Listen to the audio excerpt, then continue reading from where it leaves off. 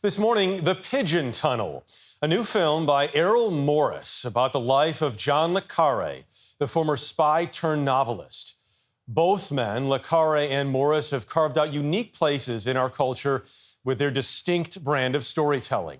The film gives them both a chance to talk about how lives full of secrets and lies can maybe lead to a little truth.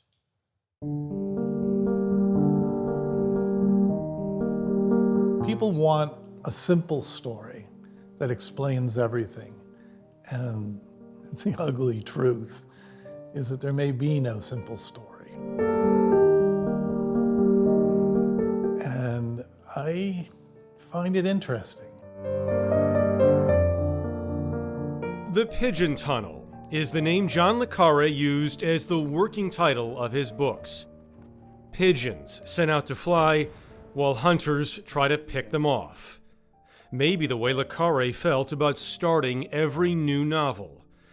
Maybe the way an interviewer might feel about talking to someone as smart and famously evasive as Le Carre.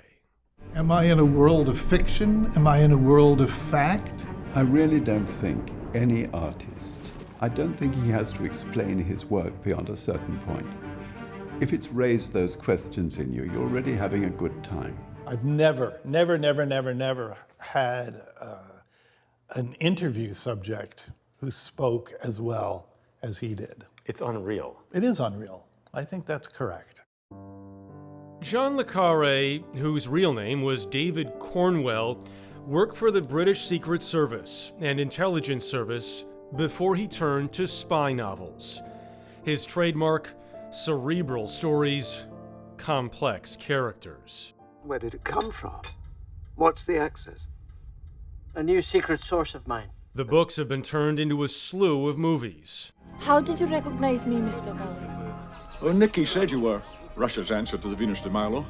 And his life was turned into a biography in 2015.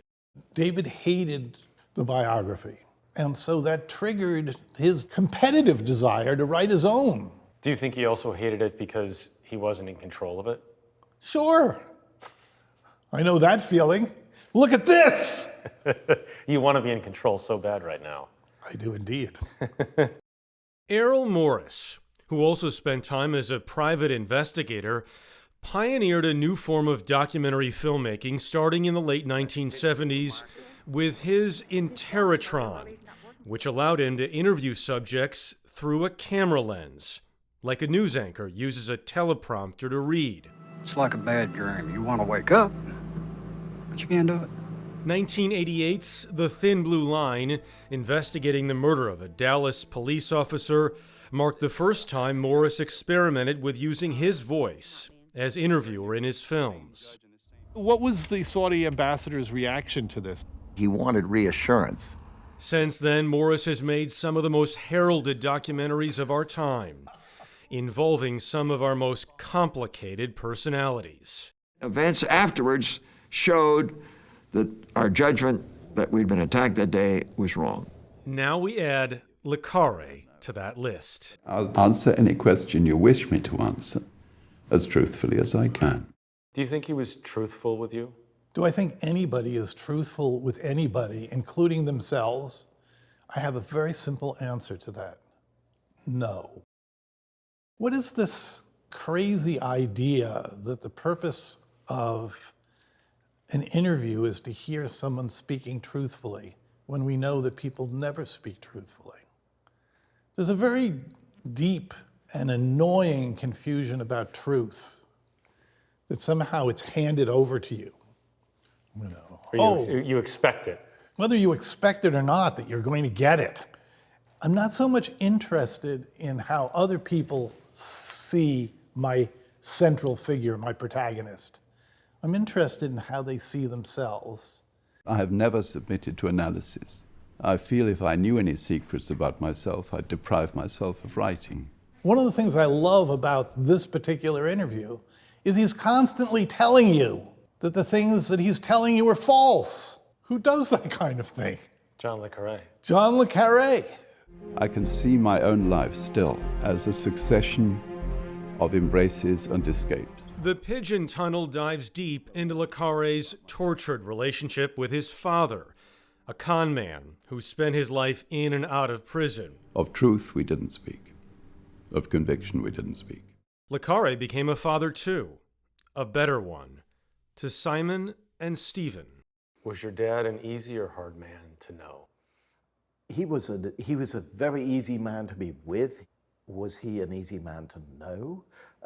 Probably not. Was that frustrating for you? I think, no, it wasn't frustrating. I mean, I think it was the uniqueness of knowing him was that you recognized that his creative space, his writing space, and the energy and fuel it took to live in those worlds of his imagination was very consuming for him. It wasn't planned this way, but Morris's conversations with Le Carre happened just shortly before Le Carre died in 2020. Both of them in a room full of mirrors, two masters of interrogation, trying to get each other to reveal themselves. I've never had this happen in all of the films that I've made. He says to me, the question you don't really want anyone to ever ask you, who are you? I needed to know who I was talking to. Were you my friend across the fire? Were you a stranger on a bus? Who are you? Who are you? I don't know who I am. How do you answer such a question? And if I can't answer that question, not that I won't, but maybe I can't. Then we'll struggle on and find out who you are. And at the end of the movie, he does answer that question of who he is, in part. Wow. I don't want to spoil the end, but it's very well done. It's on Apple TV now. It just came out yesterday. I watched it on a screener on my phone a few weeks ago, but I would say if you can watch it on a bigger screen, do so because it's really beautifully done. He's fascinating. And you were right. Every word that comes out of his mouth sounds scripted. Just he's eloquent. The most eloquent person I think I know that I've ever heard. And if you watch the documentary, you'll see more of Le Carre speaking. It's just you just feel like he can just run circles around you. I also love that idea of like, why do you expect the truth in an interview? And it is really It's an interesting notion.